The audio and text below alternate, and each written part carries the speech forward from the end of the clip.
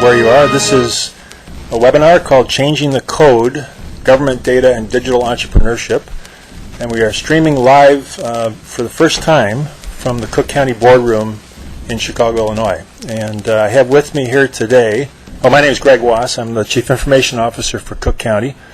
And we are doing a lot with open data and working with entrepreneurs and developers on open data apps. And what does that mean? So we have some great panelists here to talk about that today and just what that is. We have Stephen Newell here from IBM. He's a client technical advisor for IBM. Dan O'Neill is the executive director of the Smart Chicago Collaborative. Jeremy Smith is a digital entrepreneur and inventor of the Spot Hero app, or co-inventor, I guess, is that right? Yes, of the Spot Hero app that won the first Apps for Metro Chicago contest last year, so we'll hear a little bit about that as well. Derek Eder to my left here, who is a web developer and a partner in a new startup called Open City.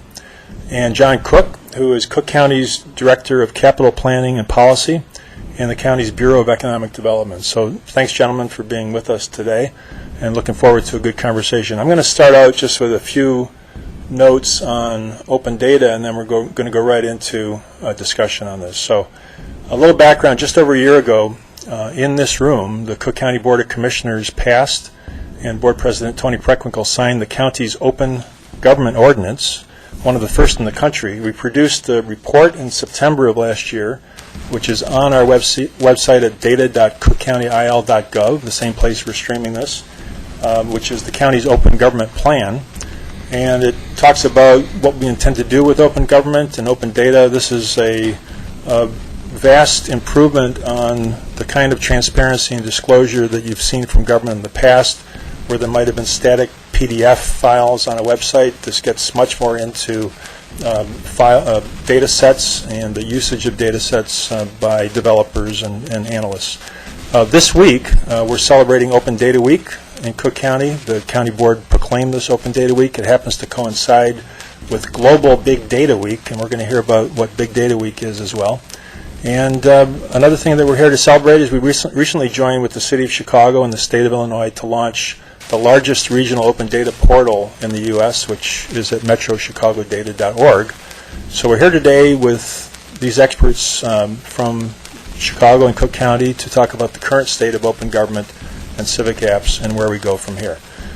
So let's just get right into it. We've got about an hour here today, and we're really interested to hear what all of you do and get a sense of what it is that we're talking about and where this whole thing is going. So I'll start by asking Stephen to lead off and kind of describe to our audience what open data means.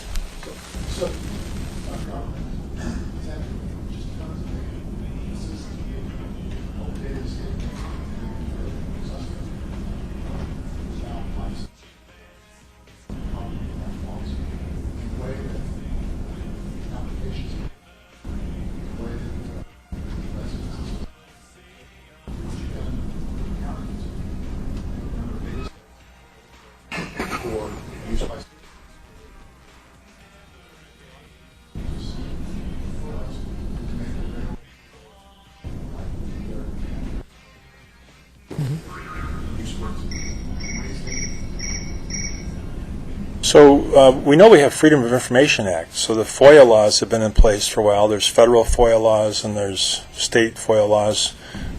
Dan, maybe you can give us a second on how is this different and why is it, if it is, better than FOIA? I think it's better than FOIA because it creates a different relationship among the people who seek the data and the people who have the data. And so instead of making it a directed start-stop, you need to know what you're asking me before I'm going to give it to you type of relationship, it's a much more fluid relationship that assumes that all information should be published and that all questions could be asked of it at any time. Great. So we have a couple people here today who, well, Dan, you've done this in the past as well, but who use government data to actually produce some kind of technology that people can use, right? So Derek Eder's here. Derek, you're in the new startup, Open City. Can you talk a little bit about how you use this data and what kind of service it can provide? Sure. So I think actually going back to the FOIA comments that Dan made, I think a great example of how we've used open data has been with this Chicago Lobbyists app that we built, and it's essentially an app where you can go and see all the lobbying activity in the city of Chicago. And the story there is that the city released this data, and it was great. It had amount of money that was given to each lobbyist, what that lobbyist worked on, what issues, what city departments they lobbied to. And so we took that and we built kind of like a prototype app to kind of showcase, tell some of these stories. And actually what we found out after we created it is that there were some pieces that were missing.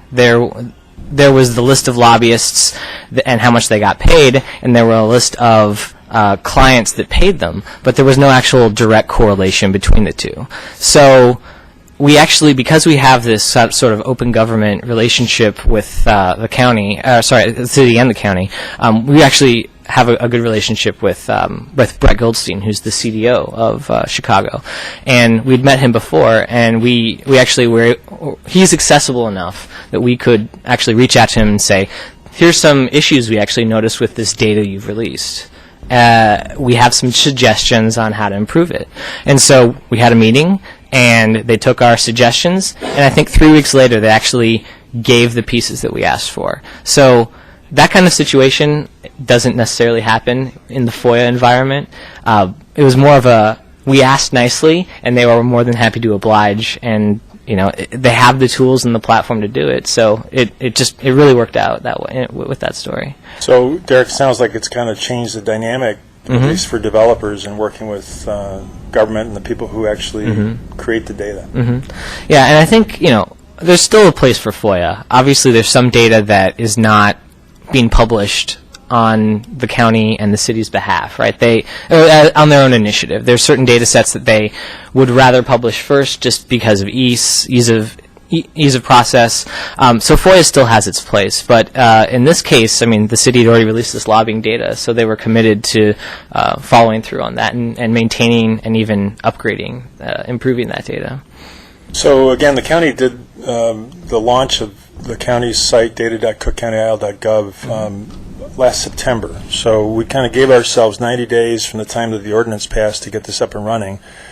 And we worked with agencies and departments in county government, including economic development. John Cook is here from that bureau, to get data sets on the web, and we've got roughly 150, 200 data sets and visualizations on the web right now. The thing that we know that we need to improve is to put data sets up that people are demanding. So we need that kind of dynamic. We need that kind of relationship. And I want to go to Jeremy here and ask about your participation last year in a contest. We essentially said, let's get more feedback and involvement and direct connection with developers by doing a contest for the best apps using government and open data. Sure. So the City of Chicago, the State of Illinois, Cook County, a couple of foundations got together and published data and came up with prizes for a contest. So why don't you walk us through your experience with that, Jeremy?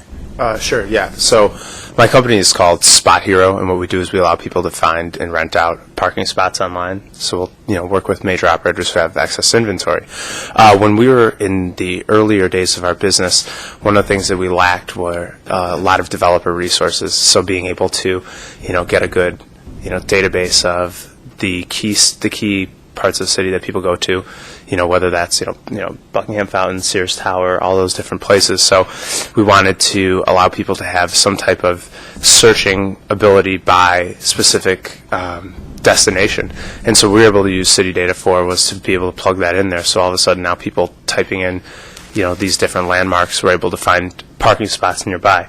So in the earliest days when we really needed to just get some out there and get users, it really helped. And since then we've obviously been able to build it out a lot more robust. But it was just fantastic to have that resource there. So a little bit about your experience with the contest with Apps for Metro Chicago. How did you hear about it? Oh, yeah, sure. How did you get involved with it? Yeah. So I was brought in touch with it by another one of the companies who was in it called Fast Park. They said, "Hey, this looks like something that would be really important to you." So this is another parking company brought it to our attention. And we joined the contest. It was fantastic because we got to meet a whole bunch of people within the city. We were meeting other people who are building really unique apps like yourself. And I've had a positive experience. I think there was some of the reward money afterwards that has really helped make our product a lot better. And now because of this whole program, we now have a business that's growing.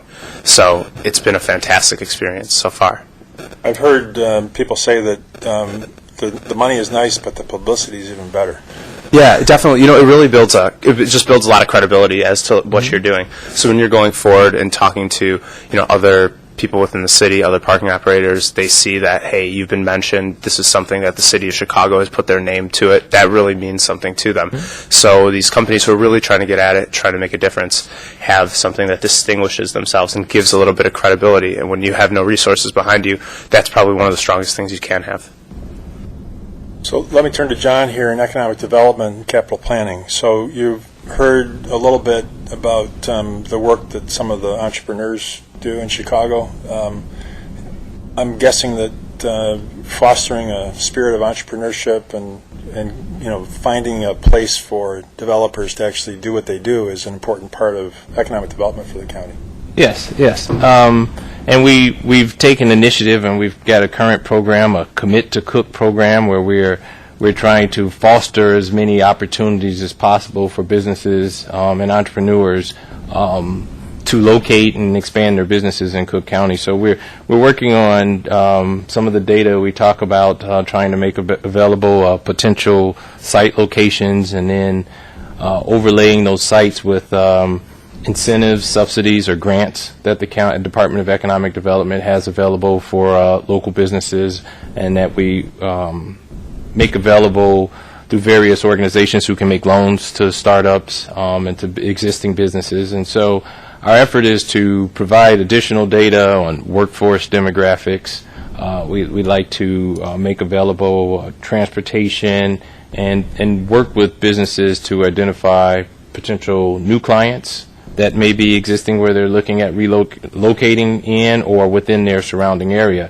And so we have all this data we have as the county's Economic Development Bureau, but it's somewhat fragmented. So our opportunity here is to work with entrepreneurs to help provide this data so that more creative apps can be used to make opportunities or to expose the opportunities that we have available. So actually engaging with developers to build apps that people can use to find the places that they could actually locate. Yes, right. So speaking of places where this kind of activity goes on, and Dan, maybe you want to speak to this because I understand you're going to be spending a day a week in this new space, 1871. Can you talk about that? Sure. So I run the Smart Chicago Collaborative, which is an organization devoted to improving lives in Chicago through technology.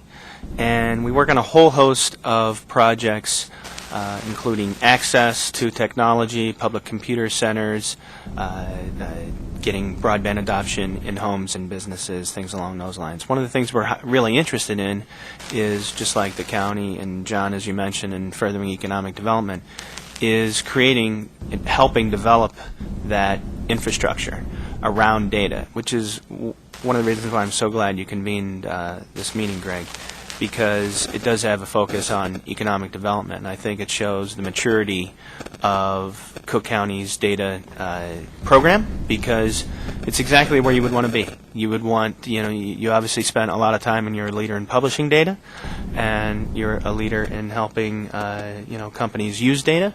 And what's the next step? The next step is for it to be more deeply embedded into the economy, more deeply embedded into new startups, and to be used in ways that we find completely normal. I think we find ourselves in a spot now where this is it's the age of the anecdote, I think, in what we call civic innovation broadly, this space that we're talking about.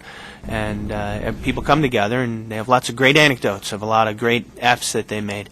And we need to move past that into a world where all of this is absolutely expected, and this data is, published in even better formats that are easier for people to consume. So toward that end, Greg, to address your direct question, one of the things we're doing is to have a spot over at 1871, which is a digital startup center over in a merchandise mart that is focused on encouraging entrepreneurship in smaller companies throughout Chicago. And what we're doing at Smart Chicago is two things. One is we're helping curate this space around civic innovation, because I think that, again, when you think about the maturity model of it, I think venture capital and other investments, they're not really aware of what we're doing in this space for a couple of reasons. One is that I think that it's unproven at this time, and all of these, something that underpins it is the data, and we haven't quite gotten to a place where, from a policy perspective, that data is reliably going to be there forever. And secondly, because on the developer side, there hasn't been a super big focus, and that's where I do think that Spot Hero, you really have your heads on straight on this, and trying to create models that actually generate money in returns on investment. So we're playing that role over in 1871, and then the other thing we're doing in 1871 is providing the ability for people who maybe they have day jobs, or that's kind of the way our industry is working at this time. It's people who do things in their spare time, and in order to make that work better, we have 2 seats over there, and we're going to allow people to come in for 1 day at a time, or maybe just in the weekends, or maybe in the evenings, to have that flexible spot. Lastly, who we're going to bring in is not just entrepreneurs, but members of the community, because I think that's another area where we're not quite where we need to be in this space, which is, it's nice to solve problems that make money, and I'm really in favor of it. We have to solve problems that are inside our communities, and in order to do that, we have to find out what they are in a really meaningful way, and find out what kind of software, what kind of features, what kind of apps will actually solve problems that people need solved. So government is putting data on the web in a format that can be used by developers and analysts in a way that's never been done before.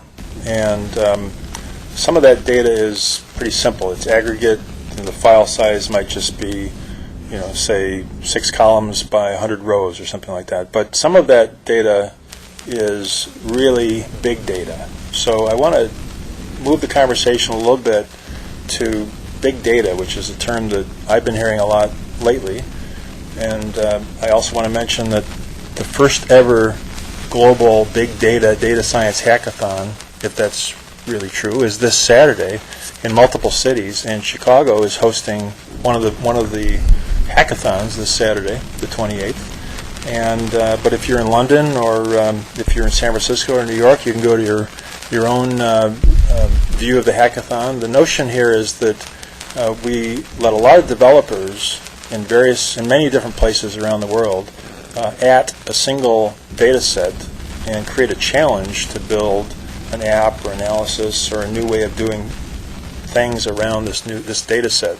And it's a very big data set. The data set that was chosen, we're really thrilled to be part of this. Cook County worked with the Illinois EPA, and the data set that they chose, they announced yesterday, it's the EPA's Air Quality Index and the readings of particulate matter that occur every hour, I believe.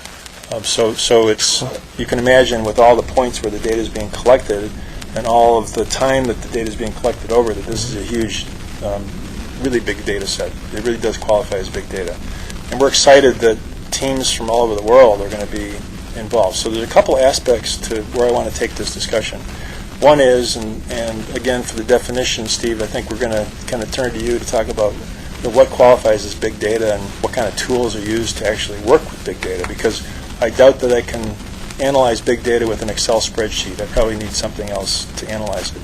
And then after that, let's talk about like 1871 and the Illinois Technology Association, the spaces, even if it's basements or garages, where developers work, either individually or in teams. And how do you find those kind of spaces if you're doing a business location kind of assistance if you're government, right? So, Steve, let's lead off. It's a pretty complex set of things, but just big data. What is it? Just big data. It's the scale, right? And it started, I think, with the web. You've got all these. I remember hearing about transactions from large retailers like Walmart being big data when they store everything, or Amazon or other people on the web that are gathering data. It goes beyond what the capabilities were of old technology to handle data and data sets. So there are new ways to store this data, new ways to process it, new ways to run through it. What's more interesting are the tools, and it becomes tools to analyze the data, to visualize it, to give you new ways of just looking at it and trying to find a pattern. Because usually you're looking at this huge mass of data and trying to answer a question or make a prediction or understand what you might learn from that data to change the way you operate, become more efficient, do something better. And the Saturday's event will be just an example. Governments collect a lot of data besides air quality. You've got water quality, you've got traffic data, you've got crime data. There's just large data sets that can now be digitized and actually streamed in real time to actually process. Mm-hmm. So it's a whole new area that's should have a big impact on government over time. So to work with this data and to actually develop apps around it, typically developers are going to work in teams. I know, Derek, you work with a couple other developers in a team, and Open City is a team. Can you pick up a little bit on what Dan's been talking about with this collaborative space, and what kind of work effort is that? Does it occur in the wee hours of the night? Does it really happen in the garage? Where is it going on? And Sure. And if you're working on a big data set in a hackathon, what's that all about? Sure. So Open City came together at a hack event. It was hosted at Google, I think last year around June, and it was actually the first open data hackathon where it was really the first event where a bunch of people came together. I think Brett was there, Brett Goldstein was there, John Tolva, people from the city, people from the county. Greg, you were there, and it was just a really it was probably like 50, 60 people, and it was just a really great. A great collection of people, and just people were learning about what kinds of different data sets were even available, what kind of tools were out there to leverage to process that data or to do something interesting with that data. And so our team actually grew out of that. And since then, we've mostly spent our time in the sometimes the wee hours of the night. A particular example of that would be the Clear Streets app we made, which is an app that plots where snow plows have been. And we had been thinking about this idea for a week or so before, and this was maybe around January, late January. And we kind of had some ideas about what we could do with this data. And then we saw the weather the night before. It was going to snow. We were going to get like six inches or something like that. So we said, all right, let's just see how far we can get. And we actually just built it in a night. And I think it started snowing 11 a.m. the next morning, and the site was up and it was running. So that kind of stuff happens. I wouldn't say that's the preferred model of getting these kind of things done, but it shows you the sort of the dynamic ability and the power of the tools that we have today. I mean, you can put up a website in a day. You can, process a bunch of data on the fly and put up I think there was maybe 300,000 rows in that Clear Streets database by the end, which is each row being a line segment of showing where a snowplow had been. So I mean, a lot of this stuff is the groups are kind of, as people are interested, and I'm actually organizing an event every week now to kind of bring some more people together. It's an open data hack night, and it's a place for people to come together who either have development skills and don't know, are looking for projects, or they have ideas for apps but don't necessarily have the expertise or know the right way to approach the problem. So getting people together, actually having that social element to all this is huge. I mean, that's how these things happen. It's not one person. I've done some apps on my own, but far and away the apps I've collaborated with other people on have been the end result is so much better, in both technically and also in terms of how useful it is to others. So I mean, I think that answers your question. Yeah. And I want to ask Jeremy something similar. Sure. You work in teams, and is it well structured or kind of unstructured, or how does the development effort go? Okay, so on my team specifically, or just with other Your companies? experience. Okay, so I've noticed that even within our startup, that development is collaborative. So we do have a CTO, so that's the person who builds all the technology. The two other founders are not technical, but what we do is we interface in closely. So, we have an end vision of what we want our product to do and some of the functionality that we need, and then we'll kind of be the voice that communicates in with our developer to say, hey, these are the things that we want to do. What attack plan are we going to take? What is the first thing that we're going to what are we going to do first? And then he'll come back and say, well, if you add in these type of features, it's going to make, the development process that much harder. So these back and forths work well. The business guys help, and at least on our team, not always the case for others, but the business guys help give a little bit more focus. Then our tech guy will say, okay, is that possible? This is how we're going to do it. And then we attack from there, and we'll, as the project goes about, we'll just make sure we're still on pace and we get things done. Steve, I'm curious. IBM is the biggest technology firm in the world and has held that slot for many years. The kind of activity that we're talking about here, whether it's in an incubator or an open kind of collaborative space like 1871, or if it's small teams or even individuals working on this, seems very different from the typical commercial development effort that we think of when we think of big firms. How do you view that, and is there a space for that, and can people make money from it? This is a lot like what happens in our research division, Okay. where we have small teams, maybe one person, maybe a couple people, building an app that they think solves a problem, or working with a customer to solve a problem. So we see this. I can see this similar type of structure and flexibility and dynamic nature in those research teams, because they're building something that hasn't been done before.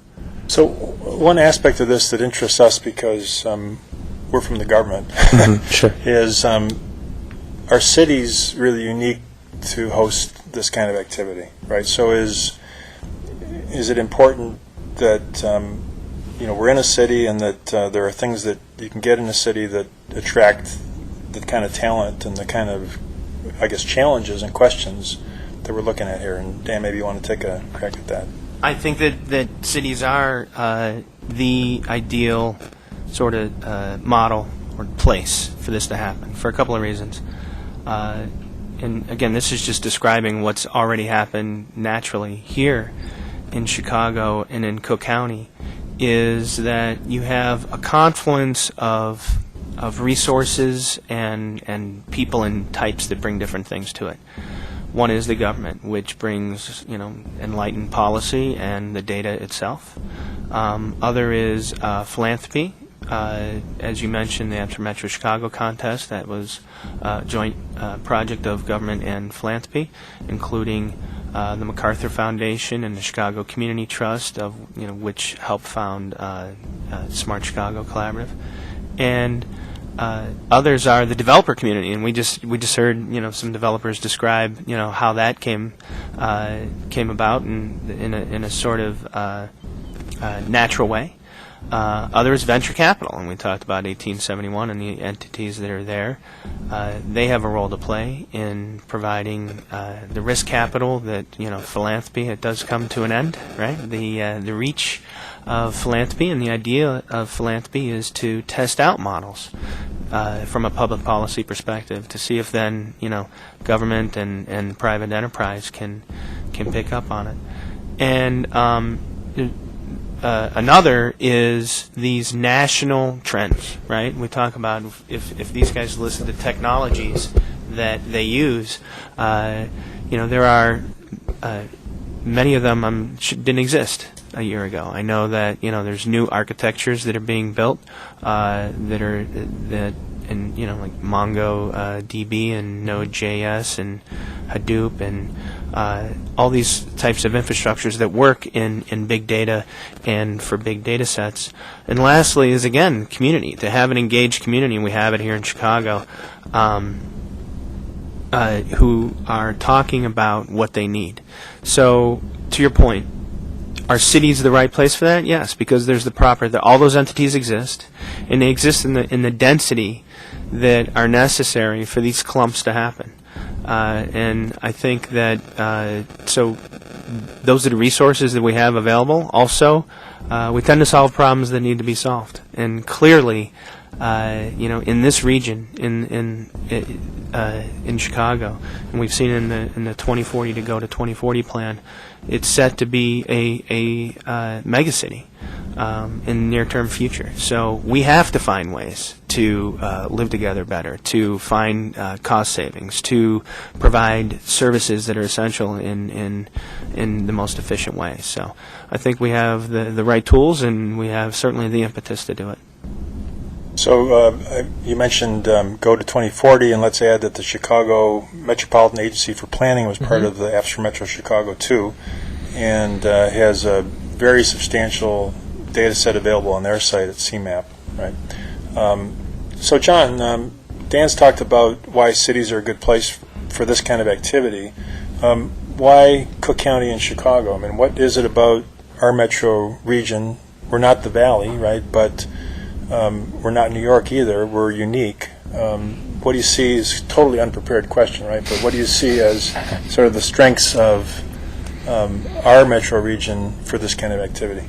Well, I would say Cook County's role is critical in the success because simply because of the size. I mean, Cook County itself is, I believe, the second largest county in the country. We've got over 129 various municipalities within Cook County, and so what that means is there's a lot of fragmentation of data out there, and that with our leadership, we can bring together the use of all this technology. And so in the Bureau of Economic Development, it's important. We've thought about and said, okay, well, we need to start to work with the smaller municipalities that don't have the ability to spend money on data gathering or invest in technology departments. And so by starting looking for plans to work with them and create new systems so that when all this data is taken in its raw format, it's taken in a format that can easily be streamed out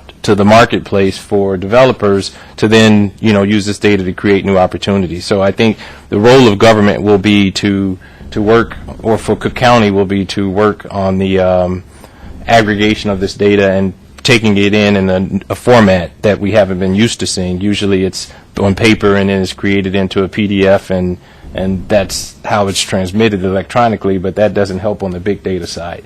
So I think the first step will be to start to look into the new innovations of the databases and opportunities so we can make sure we're taking data in a format that allows us to transmit it easier.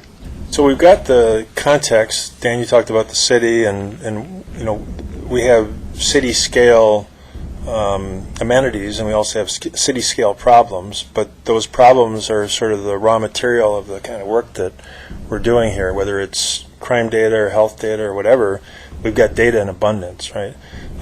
So I want to go down the path of entrepreneurship. So this may be the place where you develop something, but what about reuse? Is this stuff that gets built based on open data from the city and the county and the state, is it reusable in other places?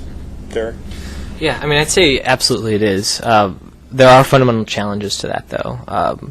Right now, since we're kind of in the beginning stages of all this open data stuff, everybody is releasing, and by everybody I mean the city, counties, states even, federal level.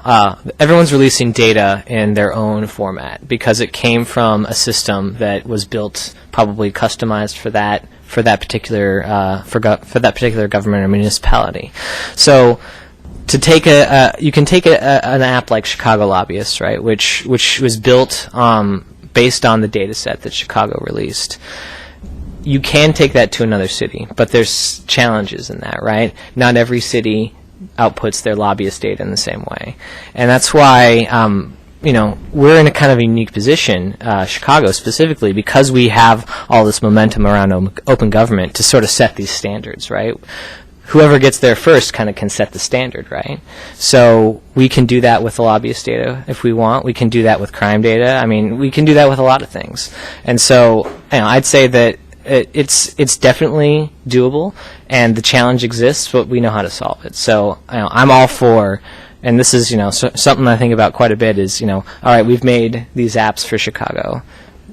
can they be made in other cities? Can they be taken to other cities? And we've actually gotten calls from people. People from San Francisco have called us up and said, "Hey, you've got a cool lobbyist app. We would like you guys to do that with our data." So there's certainly a demand there, and I think it's just doing the work and taking the time to kind of seize that opportunity.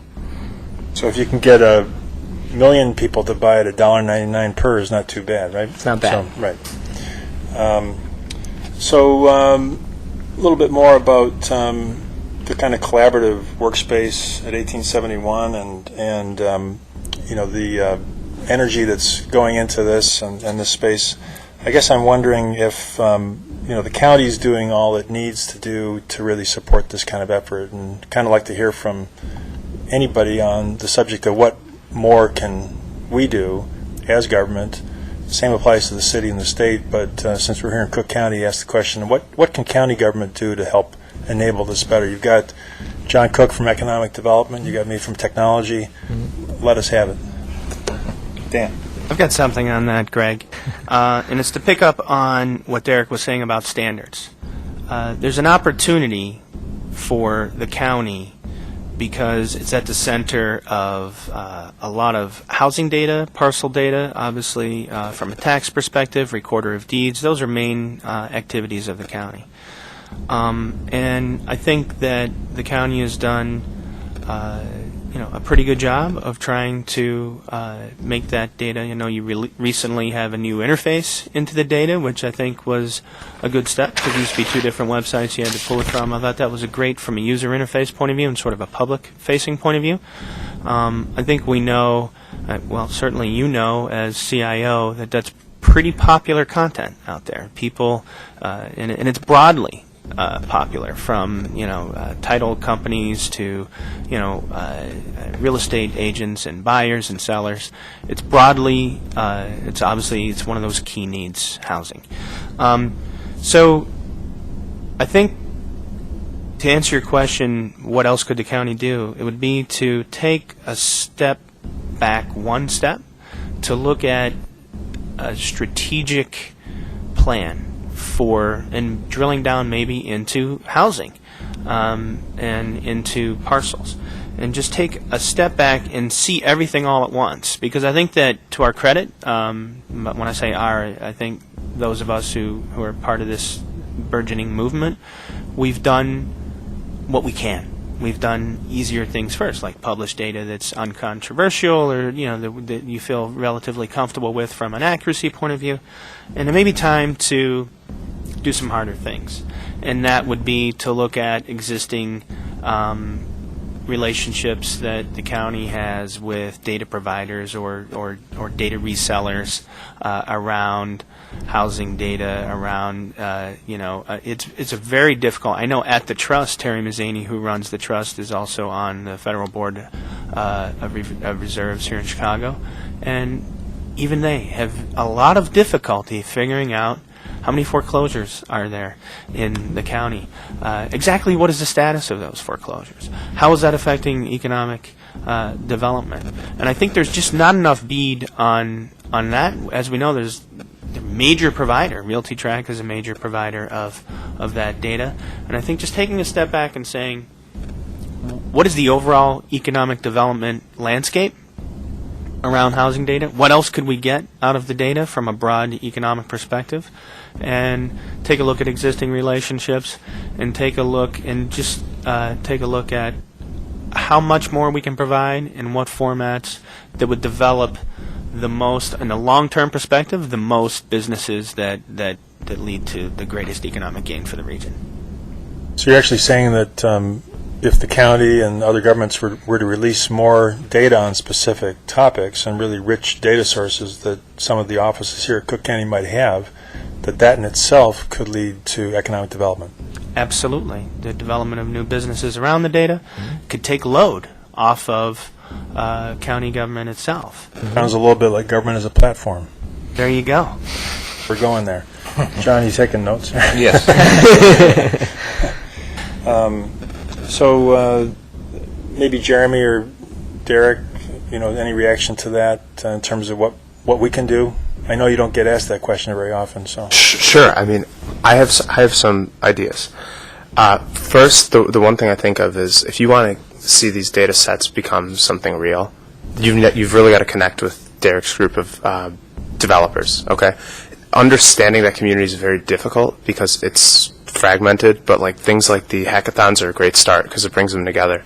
You know, maybe it's also universities where they have development groups, and there's even, you know, anybody who codes in like Ruby, Python, whatever. There are meetups where these guys who love what they're doing all get together, and if you're able to get those people on board and build the apps and get them to really, you know, rally around what you're doing, that's a huge start because then you have a pipeline of people who can build it. The second thing is, you know, I always hear everybody talking about, well, we're going to release this one next and this one. Maybe you should turn the tides and ask some of these developers and people, well, what problems are you facing? What do you want to see done? And get that in an organized fashion. Because I think there are some issues right now where you just make some things release and you hope that it turns out all right. If you allow people to voice what they care about and get it, you know, really figure out what those pain points are, then people are really going to run with this and want to build it. So, you know, it could be that releasing just one data set, if it was the right one to the right community, could be worth, you know, exponentially more than all the efforts that you're going to do. Yeah, I definitely agree with that. And a couple things I thought of when you were mentioning those things, Jeremy, was you know, I'm a developer and I'm working in this. I've been working in this open government space for a while now, but I still don't know necessarily what's even out there, right? So, is there a list? Is there some way to know what data you guys have, and you know what's been released and what hasn't been released? If it hasn't been released, why, right? And I don't know how difficult that is from a bureaucracy perspective, but that would be really useful because then I know which questions to ask, right? Then I can say, okay, you guys have this data set that you haven't released yet. You know, here's 10 people that want to use that data, and here's what they want to do with it. I mean, I think Jeremy's point is great that it's been a lot of releasing what is easy and taking those initial steps, and it might be time, as Dan said, to kind of figure out, like, take the next step and release some of the harder data sets, the ones that are a little bit more difficult to release. So really kind of an inventory of the data sets that government might have. Now, Stephen, one thing about releasing data sets is privacy and security concerns and all that. What should we be thinking of as we look at data sets? Certainly we can provide an inventory, but we may not be able to release some data sets because of the type of information that's in there. You just can't release private data that identifies a person or is about a person. And any data that's tied to, say, Homeland Security or public safety has to be scrutinized before you release that. The city released crime data, and they put the address down to a block level.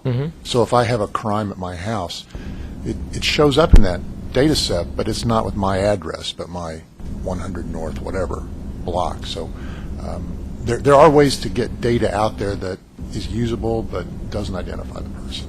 You just have to think about that. And I wanted to chime in on the data on your next steps.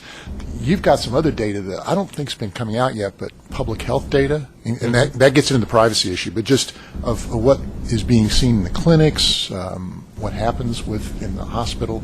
There's also public safety and criminal justice. You have the world's largest, or the largest court system, and that kind of data would help in the public safety arena where there are problems to be solved. And social services really doesn't get addressed that much. It's probably going to follow on, but it's just as important for these people who don't have a voice to somehow have data and apps that can help them. But again, when we talk about courts data or jails data, I'm sure we need to talk about de-identified data, so it's aggregated or... Yeah, you can't. It just can't be person-identifiable information. Right. Dan. We've got something on that. At Smart Chicago, we have a project called Chicago Health Atlas, where we're trying to tackle that need. So there's a need for broad health indicator data in our region, and it can be clinical data that goes down to obesity rates and diabetes rates and other health status and outcome information that is broadly useful to all sorts of people, from practitioners to public health at the clinic level, to public health officials. So to me, it's a matter of what we're doing in the Chicago Health Atlas project is exactly, as you said, that phrase, de-identifying the information. And it's a matter of tool. It's a matter, all of this can be solved with software. So the software that we're using is a platform called Weave that allows us to create a system that you can only see at the community level, right? So you can see de-identified doctor's visits that you can't drill down like we're typically used to. And I think that we have models of conceiving of maps, and I think Google Maps has really changed that, and we get very much down to the point level, and we think about attributes and windows that show more information. But it's possible to have a different model, which is at the community level you can't drill down, and you see broad trends, cut by region, cut by one of the 121 municipalities that make up Cook County, cut by community areas that make sense from a public health perspective. So we're working on that, and we're working also with the data providers, which are the healthcare providers, I come in contact with lots of acronyms, like a lot of other people on our industry, with the IRBs, institutional review boards, which are people who look out for making sure that we don't release information that shouldn't be released. So that's one project that we're doing on a concrete basis at Smart Chicago. But broadly, I think when we talk about it from a policy perspective, I've been in a lot of meetings where people bring up privacy as an issue, and we just need to come to the place where we understand that all of this can be solved with policy and software and features that make sense, that meet all requirements of law. And if I could chime in on that, I mean, I definitely agree that. So as a developer, I love granular data, right? I'd love to have the most detail possible. Obviously, that's not always possible. But as far as telling stories with the data, I mean, if you have over a certain number of points, it's meaningless to show them on a map. It's seeing the forest from the trees, right? It's meaningless to see 1,000,000 dots on a map, because all you say when you see that is, that's a lot of dots, right? So figuring out smart ways to aggregate are great. I mean, that's part of the challenge of making these apps with open data. And so, I understand what Dan's saying about looking at things up from maybe stepping up 100 feet in the air and looking at a census block or a census tract and slicing it up that way. It still sometimes it tells an even better story than showing just points. So speaking of points on a map, I want everybody to think about whether the digital divide still persists. So last Friday I was at a conference called eChicago over at University of Illinois at Chicago, and the premise of the conference was that the federal government injected $7.2 billion over the last 3 years into broadband deployment. States, cities, localities are all working with federal grants, local grants, match to do broadband. The state of Illinois is building, as we speak, up I-57, connecting from Champaign to Kankakee up to Chicago. Cook County has a project with the state of Illinois and the South Suburban Mayors and Managers Association. We're going to do a press conference or release on Friday around the status of that project. We're already trenching and putting fiber in along I-57 to parallel the state, and we will connect 14 municipalities and hospitals and clinics and courthouses, et cetera, along that path. You need broadband if you want to watch this streaming video, right? So you need that kind of speed.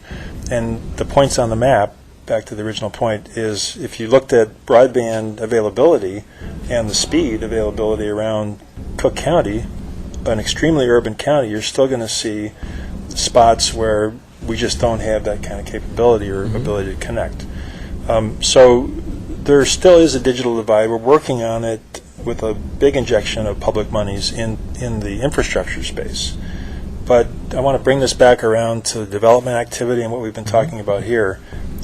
Is there a digital divide in application development, and is there any way, and maybe any kind of examples of mentoring? I'd like to know if, that might be a way for the county to get involved in this as well, is, I know that you got to get these things done in 24 hours or as fast as you can, but is there any examples or any ability to include mentoring in that whole equation?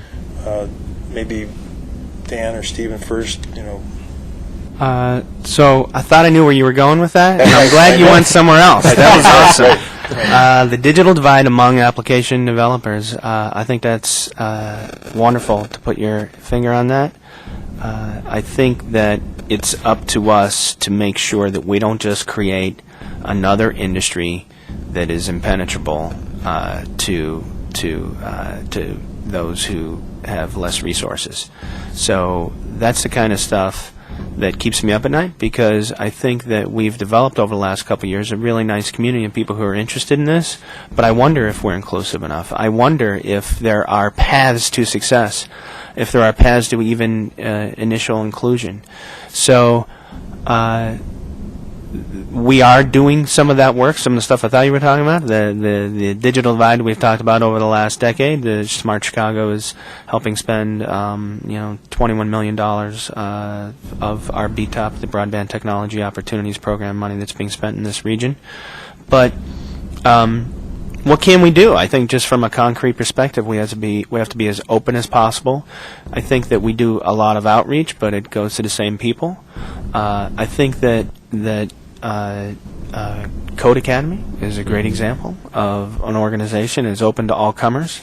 And I would love to see more of these hackathons happen in places where there's less hacking going on, even if it's just to show an example. But yeah, to invite people. It's pretty easy to, and I think there's tools at the lower end of the skill scale, speaking from the lower end of the skill scale. There are a lot of tools that you can use to create solutions, things like Yahoo Pipes or something along those lines, where you just string together, or even using your Facebook page in an interesting way by curating feeds. Or there's just so many ways that we can do that, and I think that we have focused. And here's one of the problems from a policy perspective. We focused on workforce development and sort of job training at, frankly, the low end. At the here, this is what Microsoft Word is, and this is what Microsoft Excel is, and there's not enough. This is what a web browser is, and this is what passwords are, and this is how you get your password after you forgot it, which we all do. These are things I've done training at the community level on how to create websites. And it's frankly really challenging. I mean, Tuesday night from 5 to 8 for an 8-week course, and the first half an hour of every week this is how you recover your password. So there's a lot of work to do, and we have to focus on it. And I think it's a matter of focusing on these web technologies, which is where the job development is going to be, obviously. Is companies like IBM interested in this? In bridging the digital divide, I'm kind of identifying the digital divide on the application development side. Yeah, that divide exists, and I think there's another divide, and that's English-speaking and non-English-speaking. That we tend to build the apps for English and people that have smartphones, and there's a lot of people that doesn't serve. IBM is interested in this. We have a philanthropic arm that funds projects to help train or find ways to bring people into that realm. We're going to be talking to you, I think. Jeremy or Derek, any room for mentoring in what you do? I'd say absolutely. It's something that Open City is actually looking at, and we're kind of doing it in a prototyping kind of way right now with this Thursday hack night. I mean, if anybody's watching this and you're interested, we have an event every Thursday at Webitex, which is 11 East Adams, from 6 to 10, and we work on open government apps. And it's actually students from Code Academy have been showing up. And again, Code Academy is great. It's a great program for people who want to learn how to program. You sign up with them, and you will learn how to program. You'll learn how to make websites. Obviously it takes a lot of drive, right? I mean, it's not for everybody, but it's certainly for people who are interested and willing to put in the time. Open City is certainly willing to take on mentees, I suppose you could call them, apprentices. And I think that again, it gets kind of back to this social aspect to all this. I mean, having hackathons. There's a new event called the Idea Hack that happens every month that was kind of started when the Code for America team came to Chicago, and that's a monthly event that happens, and it's where people can come and talk about ideas. So I mean, having this network that already exists, but building on top of it is really part of this. Is really part of getting more people involved. And I do worry a little bit, like Dan does, about whether or not we're being inclusive enough. I mean, we have our Open Government Chicago meetup group every month, and every month there's at least 15 people on the waiting list that we just don't have room for. So we worry about, do we keep getting a bigger space? We want to keep including everybody. So there's certainly a lot of enthusiasm for it, and it's just, I guess it's up to people like us to lead people and guide them and steer them in the right direction. And so I'm very much willing and excited to do that kind of thing. I put a plug in for IC Stars, which is a group that I've worked with in the past, and maybe another avenue for connecting with these kind of opportunities. Jeremy, the budgets are tight for developers. You're operating on a shoestring. Sometimes, if you're an entrepreneur, you're putting a lot of your own resources into it, and planning on being able to make some sales and make back all your time. So, opportunities for mentorship in that. Yeah, I think mentorship, and I judge this more from the entrepreneurial side because I'm not as tech savvy as some of the other people, but mentorship really helps direct talent. So you might have good drive, a good concept, and just a business that needs to be refined. And mentors who have gone through and have done it before, and who know how to think big, which is something extremely hard to do, they can help you realize what's going to work, what's going to be addressing the biggest pain points, and they can take those ideas and then get them ready to really be addressed, and then that's also, it leads to capital, it leads to connections to different places, because it might be hard for me to sit down and get a meeting with the mayor, with somebody important, but if you have the right advisor who's a friend, it's very easy for them to connect two of you, and so mentoring opens doors. So John, I guess we're hearing a lot that the county could play a part in and contribute to, and especially on sort of the development side of this, and where this is going. So hopefully we've learned some things today. Yeah, absolutely. I like the points about the training on the workforce development and targeting the more technology-oriented training, not just about how to use Word and Excel and so forth, but a little more depth towards app development or in the direction of where the future is headed. Some good notes about the various opportunities for groups for people to find out more information. I'm going to definitely take advantage of the opportunity to network with these gentlemen some more, to find out about how we can better gather our data to make it available, and then also discuss what data sources, data sets we have that we may not have thought about that is of interest to the marketplace, and get more feedback about, so we can share what data we have that's available. So it's been very helpful. So we're going to take the next few minutes just to kind of go around and see if there's anything else you want to contribute. Remember that people who are watching this are going to range from just being new to the whole concept of open data and developing apps based on open data, to people who are already working on this in Chicago and Cook County and in many different places. So maybe just go around and what would you say is happening to the field, and where are we going from here? I'd like to say that we're in the beginning stages of this open government movement, and there's a ton of opportunity. And for those who want to put in the effort and are interested in this stuff, there's a lot of benefit in doing that now. And in 3 years, I would love to see a bunch of companies like Spot Hero using open data. I'd love to see, Open City growing and even other organizations. I mean, we already have some organizations in other cities. There's a group called Open Plans that I think are based out of New York that do a lot. They're a nonprofit that do great things with open data. They do a lot of projects with that. And so I think that this is just a really great opportunity right now, especially in Chicago. Just being in this group, having this environment around us and having a supportive government that wants to release this data and wants to support efforts like the ones that we're already making. So if you're interested now, and you're looking for maybe a career path change, spend some time and look at it. And there's certainly groups like, we've mentioned quite a few that you could join and learn about what's going on. And yeah, so that would be my advice. Great. Dan? So, if I were looking at the state of the industry, that industry being civic innovation, I would say that we're in a really great place. I helped start everyblock.com in 2007 that used civic data and that helped move this kind of thinking forward. And this region, including county government, has been killing it, basically. They're better than pretty much any other place as far as the provision of data, enlightened policy, and engagement. I would say that there's a danger that if we don't get some more action around this and get some real economic development, get some real companies that are really making money, that we get real solutions that are helping people in their communities, that we can lose this unique opportunity.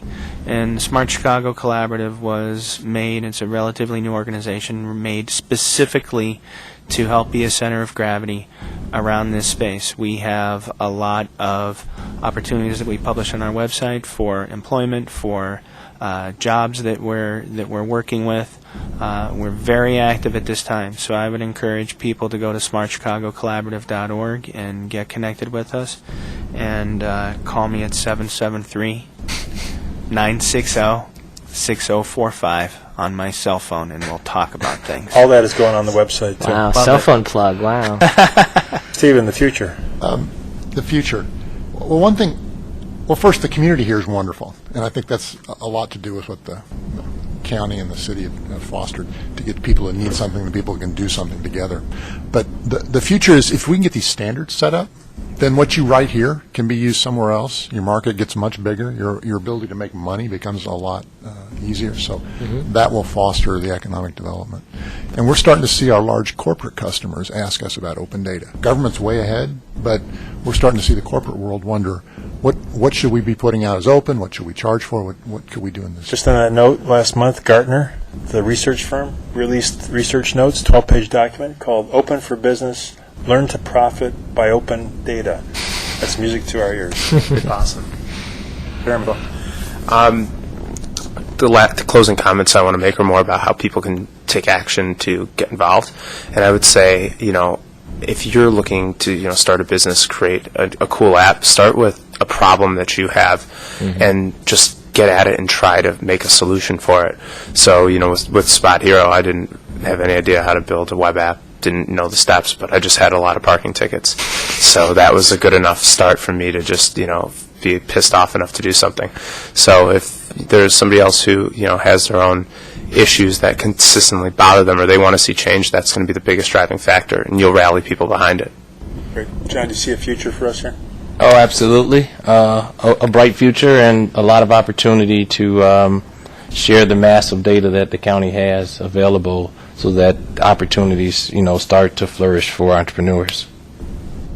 So I want to thank you, John and Jeremy, and Stephen, Dan, and Derek for being our guests today on our first ever, we'll see if we do this again, webinar. And thanks to our producer, Sebastian James, who's been wandering the audience here, and our director, Eric Batoy, who's in the control room, and everyone out there today for joining us. Appreciate it. Thanks.